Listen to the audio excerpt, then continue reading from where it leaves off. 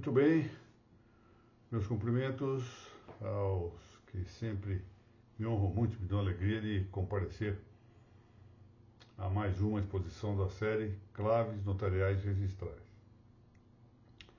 Essa é uma série que tem o apoio da Academia Paranaense de Direito Notarial e Registral. Eu quero agradecer muito aos confrades e confreiras dessa academia pelo apoio que concedem a essa nossa série, bem como a Noreg do Estado do Paraná. Eu, de maneira particular, apresento minha saudação à professora Mariana Pozzenato Martins e à professora Mônica Dalla Vecchia, respectivamente presidente e coordenadora acadêmica da Noreg Paranaense. Mais uma vez, estamos fazendo gravada a nossa exposição. Isso contraria um pouco o que é da minha vontade. Eu gostaria de fazer sempre apresentações ao vivo. Acontece que tem havido problemas sistêmicos na internet aqui na minha região. Então, sobretudo no final da tarde, parece que está detectado o motivo. O diagnóstico técnico leva a acreditar que no final da tarde há muito acesso à rede. Isso tem feito com que nós tenhamos quedas do sinal, interrupção da transmissão, etc. Então é melhor, pelo menos por algum tempo, enquanto isso não se resolve, fazer as aulas gravadas, as exposições gravadas. Volto a dizer, não, isso não é o que eu desejava, porque para mim é muito importante o contato que eu tenha, ainda que virtual, com aqueles que prestigiam esses nossos encontros, né? Mas paciência, vamos fazer o que é possível. Bom, nós estamos tratando das fontes do direito notarial registral, um programa ambicioso. Não sei se terei talento e arte suficientes para cumpri-lo de maneira adequada, mas vamos seguindo, é uma certa novidade temática, pelo menos com essa extensão que se pretende, de algum modo, monográfica, a respeito desta matéria. E prosseguindo, então, nesse largo capítulo, sobre as fontes do direito notarial registral, eu, já tendo examinado a fonte constitucional desses ramos, né, do direito das notas do direito dos registros, agora me ponho a começar uma trajetória que eu pretendo manter com a concisão possível acerca do tema de uma específica fonte normativa subconstitucional, que é a lei. Ou seja, a lei já, portanto, está abaixo da Constituição, se nós considerarmos aquela figura piramidal que vem de Kelsen, né, e que o eminente professor Miguel Ayuso, da Universidade de Comillas, de Madrid, um grande constitucionalista, um grande filósofo do direito, especialmente filósofo do direito político, dizia ser a pirâmide um monumento funerário. Mas deixando isso de lado, que parece bem ajustar-se a essa ideia, a esse espartilho normativista kelseniano, a lei vem situada abaixo desta cumieira ocupada pela Constituição. Embora, também, num certo sentido, a Constituição seja uma lei, a lei constitucional. Mas agora tratamos da lei infraconstitucional ou subconstitucional, que está abaixo da Constituição. O que é lei? Tratemos de início de sua etimologia. Eu, na aula de ontem do Registro sobre Registros, eu lembrava isso. Os autores do pensamento clássico tinham sempre o hábito, parece-me muito salutar, de começar os seus tratados referindo-se à gênese das palavras, ou seja, a sua etimologia, a origem das palavras. Então vamos tratar da etimologia e depois das definições semântica e real de lei. Já advertindo que a resposta a essa indagação, que é lei, parece deva prudentemente passar por uma discussão acerca do discrimen, acerca de como distinguir a mesma lei e o direito. Ou seja, são uma e mesma coisa, lei e direito, ou são coisas diversas? Se são coisas diversas, como elas se relacionam, essas noções? Etimologicamente, o vocábulo lex, de que provém o nosso vernáculo, lei, e aí em várias línguas, né? Loi em francês, lei também em espanhol, legge em italiano. Esse vocábulo não é isento, na origem latina, de algumas controvérsias. Por exemplo, São Tomás de Aquino, grande pensador medieval e que até seus adversários reconhecem que foi a inteligência humana mais bem articulada de que se teve notícia até hoje.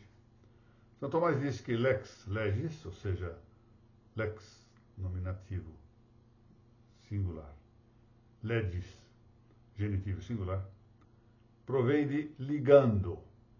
Ligando, ele diz assim, diciturenin lex alinhado, qui obligat ad agendo, ou seja, disse também lex de linhado, ou seja, ligando, vinculando, e aí ele prossegue, quia obligat ad agendum, que obriga a agir, quia obligat ad agendum.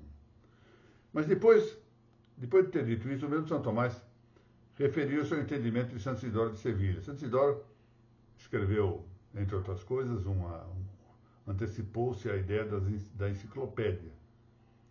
E é um autor da alta medieval, que escreveu nas suas etimologias, ele era de Sevilha, escreveu nas etimologias uma obra maravilhosa. Aliás, há uma edição que a ABAC de Madrid lançou das etimologias, vale a pena ter.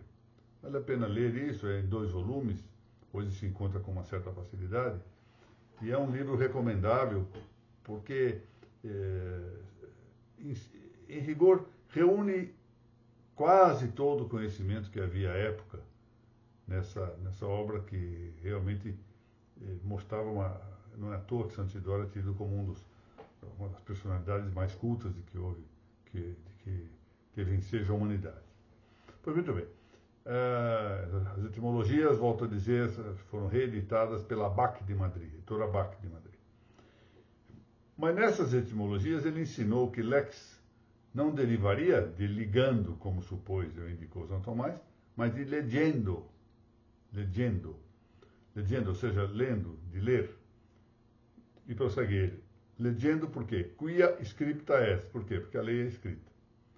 Daí vem aqui, São Tomás extraia disso a noção, ou a ideia, de uma promulgação continuada da regra. A regra sempre é promulgada de maneira continuada. Como ele diz, semper eam promulgat, ou seja, sempre está promulgada, sempre está sendo promulgada. Bom, parece razoável advertir aí uma conciliação possível entre esses conceitos. São Tomás se refere mais ao conteúdo, ou seja, o actum. Ao passo que, diversamente, Santo Isidoro de Sevilha parece referir-se, sobretudo, ao texto, ao dictum. Por isso que ele fala quia scripta est. E São Tomás refere-se ao conteúdo do dictum, ou seja, o actum. E por isso, as duas ideias são conciliáveis. Uma dizendo que realmente lei vem do que está escrito, mas o outro vendo pelo conteúdo, lei vem daquilo que obriga, do que liga, do que vincula. 2 autores franceses que são muito conhecidos por uma obra de etimologia, né, um livro que trata da etimologia do latim, ou seja, a origem do próprio latim. São 2 autores franceses, Ernoult e Meillet, sustentam na sua obra clássica, já pode-se dizer clássica, que a lex derivava ou significava, diferenciando-se dos costumes, uma convenção. Ou seja, para eles, lex deriva da ideia de que essa convenção, mores, representando o costume, era uma convenção textualizada por escrito, quer dizer, documentada. Então, essa era a diferença. Enquanto os costumes não são textualizados, ou seja, são praticados, já a lex implicaria uma convenção textualizada, e não apenas textualizada, já que o texto pode ser tanto o texto verbal, bem entendido, tanto pode ser oral quanto literal, de acordo com a teoria da comunicação. Isso para nós soa um pouco, no campo do direito, sempre nós temos o hábito de entender que o texto é o que está escrito, mas isso não é bem assim. Um texto pode ser não verbal, para a teoria da comunicação, existem textos gestuais. E mesmo os textos verbais podem ser tanto literais quanto orais. Então, para no IME, lex é a convenção textualizada por escrito, ou seja, de texto literal. Isso significa dizer documentada, no sentido mais específico da palavra documento, que implica em corporeidade, matéria também. Há indicações do latim de Cícero, grande orador romano, para quem também lex derivaria de eligo, eligis, eligere, elege, electo, etc. Ou seja, escolher, eleger, separar. Então não é só ligando, não é só lendo, não é só textualização por escrito, mas escolher, eleger, separar, discriminar. Ou ainda, no mesmo Cícero, a palavra lex derivaria de algum modo do grego nomos, do verbo nemo, distribuir, significaria distribuição. Ou do hebreu, Torah, do verbo tero, ensinar. Bom, então são, enfim, várias orientações, todas elas com alguma possibilidade maior ou menor historiográfica, e difícil de dizer se houve uma só origem, ou mais de uma, e qual seja mais ou menos provável.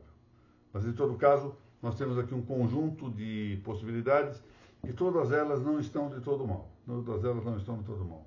Realmente, do ponto de vista da perspectiva hebraica, realmente a lei ensina algo.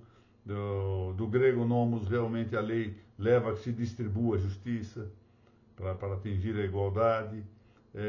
Do ponto de vista do que indica Cícero, a lei sempre leva a uma escolha, uma eleição, uma separação e assim por diante. Todos eles têm, todas essas indicações, têm alguma referência que se descobre, de algum modo, na ideia de lei. Nada obstante já houvesse dito Santo Agostinho, numa passagem muito, muito bonita, no sentido de que não há verdadeira justiça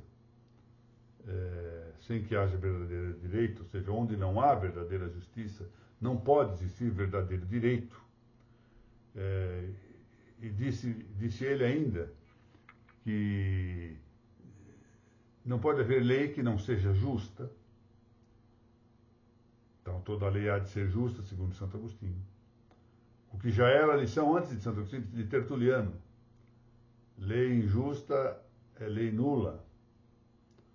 E Francisco Soares, já nos tempos modernos, a lei injusta não é lei. Essa é uma frase conhecida de Soares. Lex injusta non est lex. Apesar disso, nós temos que ter em conta, ainda uma vez, o ensinamento de São Tomás, bastante temperado. No sentido, primeiro, de que uma lei iníqua não tem caráter de lei. Ele mesmo diz isso. Non habet ratione in legis. Uma lei iníqua não habet ratione in legis. Ou seja, uma lei iníqua não tem razão de lei, não tem caráter de lei, não é verdadeira lei. Mas ela, esse é o ponto que São Tomás feriu muito bem, ela conserva alguma semelhança da lei. Similitude legis, diz ele. Por quê? Isso leva a que nós possamos até mesmo justificar e usar um termo complexo como a ideia de lei injusta. Ou seja, há algo de semelhança da lei numa lei injusta. Por isso, nós podemos usar num sentido um tanto impróprio, num sentido derivado, a referência lei injusta, embora toda lei injusta seja, em rigor, algo diverso da lei. Uma lei injusta não é verdadeira lei. Mas, se é problemática a tarefa de definir a origem da palavra lei, portanto, defini-la etimologicamente, também não é menos árdua, tampouco é menos difícil a definição semântica, a definição real de lei. Por quê? Passa pela ideia, inicialmente, de que a noção de lei não é exclusiva do campo jurídico. Está longe, muito longe dessa exclusividade. Há leis em toda parte. Há leis na matemática, há leis nas ciências físicas, aliás, as ciências físicas que vão especializando, há leis propriamente da física racional, mas há leis da biologia, leis da química, leis da engenharia, etc. Há leis nas ciências humanas em geral. Por exemplo, eu me lembro disso de maneira muito importante, quando Wilhelm Schmidt, grande antropólogo, define a ideia do progresso sinuoso das sociedades humanas, do homem em geral, mas das sociedades humanas, que ele descobre a lei do ritmo sinuoso, uma lei das ciências humanas. A cultura progride sempre, mas progride de forma sinuosa. Não é de forma como pensam os iluministas e outros adeptos do progresso indefinido, que tudo que muda, muda para melhor. Não. As mudanças são sinuosas. Nós vamos acumulando pela tradição coisas boas, vamos retificando algumas coisas que podem melhorar ou podem ser preenchidas nas suas deficiências, mas sempre com retornos, com regressos. E assim é na nossa vida. Não? Eu tenho a impressão que todos nós podemos parar um minutinho aqui, como dizem os espanhóis, parar la mente, para pensar como é a nossa própria formação cultural. De quando em quando, todos nós temos momentos de justificada humilhação, quando percebemos que sabíamos melhor um assunto numa dada época do que sabemos agora. Mas se nós pensarmos um tanto mais, verificamos que em outras coisas nós fomos progredindo. Vamos progredindo também. Às vezes decaímos, há momentos de depressão cultural, caímos culturalmente, em outros momentos somos mais elevados culturalmente. É assim a vida. E essa é uma lei das ciências humanas, uma lei da antropologia também. Dentre muitas outras. Então, pode simplificar-se um tanto essa matéria, sumariando-se a ideia de lei em três supostos. Então, resumindo isso em três supostos. São esses supostos: ordem, regra e relação. Ordem, regra e relação. Nós, na próxima exposição, na semana que vem, nós vamos ver o conceito extraordinário que Santo Tomás dá a propósito da lei. Eu não vou falar disso hoje, porque nesta próxima semana, como eu vou me referir ao conceito de lei de Santo Tomás, eu quero aproveitar para apresentar um pouquinho a obra principal elaborada por Santo Tomás, que é a Suma Teológica. Contar um pouco da história desta Suma Teológica e de como ela se divide, para que nós entendamos até mesmo como ela se divide e como ela se estrutura, para evitar certos equívocos de quem se aproxima um tanto imprudentemente ou pela primeira vez com esta obra. Mas então deixaremos isso para a semana que vem. Por agora, aguardemos esses três supostos da lei. Da lei em geral. Ordem, regra e relação. Ordem, regra, relação. Ou em outros termos, a lei pode aqui conceituar-se a regra para bem ordenar uma relação. A lei é uma regra que trata de bem ordenar uma dada relação. Lembremos, ordem não quer dizer uniformismo, não é tornar tudo igual. Ordem, muito ao contrário do uniformismo, é diversidade hierarquizada, ou seja, é a proporção harmônica dos entes. Essa noção de lei, com esses três supostos, né, ordem, regra e relação, é suficientemente geral para abranger toda a ordem possível do universo. Tudo. Toda a ordem possível do universo está sujeita a leis. E isso significa que na ordem do universo nós temos ordem, regra e relação em toda parte. Desde os tropismos até os movimentos vegetativos, sensitivos ou racionais. Também a ordem material dos entes e o mundo imaterial. Também o mundo imaterial está sujeito a essas três indicações: ordem, regra e relação. Vejamos um tanto mais aqui em particular. Eu me referi ao tropismo. O tropismo, embora muito comumente reportado aos organismos vegetais, é mais propriamente referível a toda a vida orgânica. Isso, por exemplo, fez ver o muito autorizado Robert Brennan, num conceito que ele confere em um livro chamado Psicologia Geral, um dos livros excelentes de Robert Brennan, um psicólogo contemporâneo, dizendo ele que o tropismo é uma tendência natural, uma tendência inata em cada organismo a reagir de maneira definida aos estímulos exteriores. Então há um estímulo exterior e há uma tendência do organismo a reagir de maneira definida a esse estímulo.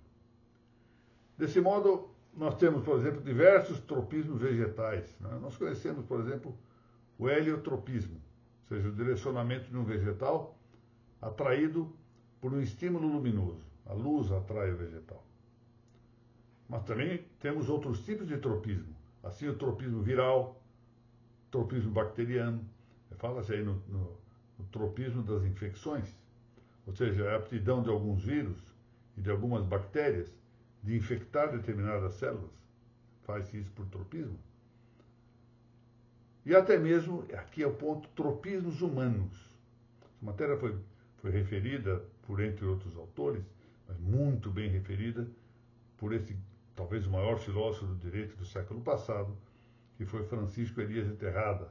Eu tenho me referido muito ao Francisco Elias de Terrada, que deixou, infelizmente, inacabado um projeto de um tratado de direito, Tratado Geral de Direito, que ele previa escrever em 10 volumes. Deixou apenas os 2 primeiros tomos, mas ainda assim uma obra extraordinária. Um homem de uma cultura, pode-se dizer que pasmosa. Eu cheguei a conhecê-lo, Bem, já entre esses tropismos humanos, nós temos aqui o chamado geotropismo, ou gravitropismo. O que é isso, gravitropismo ou geotropismo? É a influência da gravidade na operação humana. Então nós estamos sujeitos à lei da gravidade. Pouco importa se alguns dizem que é a atração para o centro da Terra, outros dizem que é uma força que nos empurra. Não importa qual seja esta origem ou como ela melhor se define, o fato é que nós temos essa tendência geotrópica, ou seja, de uma influência da gravidade na operação humana. Todos esses tropismos estão sujeitos a regras que correspondem à sua ordenação no mundo físico. Também temos os movimentos vegetativos humanos, que têm suas leis. Esses movimentos nos indivíduos humanos são os próprios de suas potências vitais orgânicas. Seu sujeito é o composto, alma-corpo. Os movimentos nutritivos, por exemplo, de atração, de retenção alimentar, de digestão, de expulsão. Os movimentos aumentativos, os movimentos generantes, não é? Os movimentos nutritivos, nós temos atração por alimentos. Retemos os alimentos o suficiente para extrair deles os nutrientes necessários para a manutenção da nossa vida. Muito bem. Por igual, temos também movimentos sensitivos, sejam de natureza cognitiva, por exemplo, os movimentos com que eu tenho a captação da realidade pelos sentidos, a realidade material pelos sentidos externos e sua percepção posterior pelos sentidos internos. Temos movimentos apetitivos, que são próprios dos nossos apetites, né, concupiscível e irascível. Temos movimentos motrizes, não é? Como é que nós caminhamos, corremos, etc. Com suas leis correspondentes. E aí nós vamos então prosseguir na próxima semana, tratando agora já das leis relativamente à ordem racional, e aí cuidando, como eu disse, do conceito de lei em São Tomás de Aquino, um conceito muito preciso, e agora já indicado para a ordem racional, e igualmente fazendo uma pequena excursão, que me parece interessante, sobre a estrutura e a disposição metódica da obra principal de Santo Tomás, que foi a Suma Teológica.